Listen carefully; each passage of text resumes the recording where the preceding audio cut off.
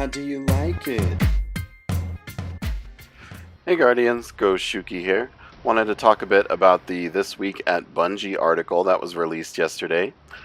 First off, they talked about the faction rally, and I guess they've been getting a lot of questions about which faction is in the lead.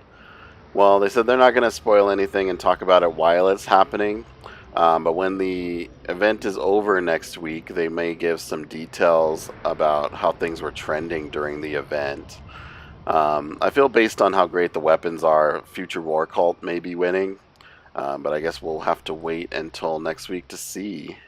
Make sure you turn in those tokens, though. The faction rally is going to be an event, so it's not going to be always there. So turn those in by the reset next week. We also know that you can only get up to 30 engrams from your faction, and anything after that is going to just give you shaders, so just 30 is going to be the limit on that.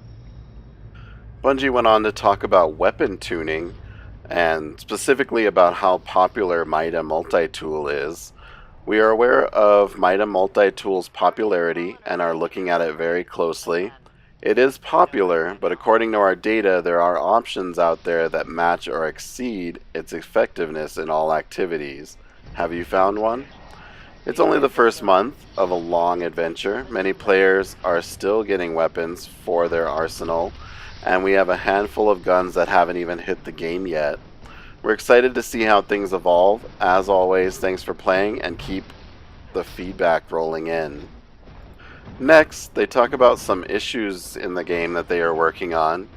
First, there's going to be a hot fix next Tuesday, so there's going to be a little update. Some of the things they're fixing, there's an issue where players could lose access to veteran transmat effects by deleting characters. They fixed an issue in which clan engrams would grant Trials of the Nine and raid rewards at only 10 power, so that was a mistake, so they are fixing that. Fixed an issue in which progress for the exotic quest step His Highness's Seal was not incrementing properly, so that's going to be the raid exotic shotgun. So instead of having to raid 14 or however many times now, it's still going to increase by increments of 1, but the step only requires 10 seals now. So you should be able to get that weapon in a couple of raids. They fixed an issue in which raid milestones would not show up for some players after the weekly reset. And they fixed issues in which players could enter a state where they are continuously killed or unable to resurrect if encounter complete and failure events occurred simultaneously. That's some interesting stuff. They went on to talk about the PlayStation 4 crashes. We are currently working with our platform partners at Sony to address an issue where players encounter PlayStation error CE 348780 when attempting to visit the tower or during general gameplay. I know I've run into that one a lot, going to the tower and it just crashes.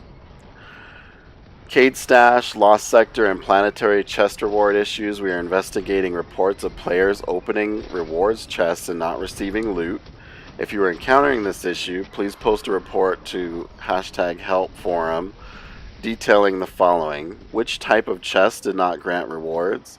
Had you interacted with alternate chests or planetary materials prior to this issue occurring? It is expected that if too many planetary chests are open with a short amount of time, players may not receive items. However, Cade Stash and Lost Sector chests should not follow this functionality. We will provide updates on the investigation when available.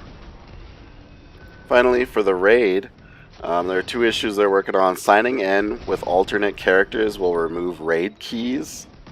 And if a player earns raid keys and creates a new character, raid keys are removed from the inventory. That's not supposed to happen. Anywho, full article is linked below. If you like the video, drop a like, comment, subscribe, all that good stuff, and go Shuki out.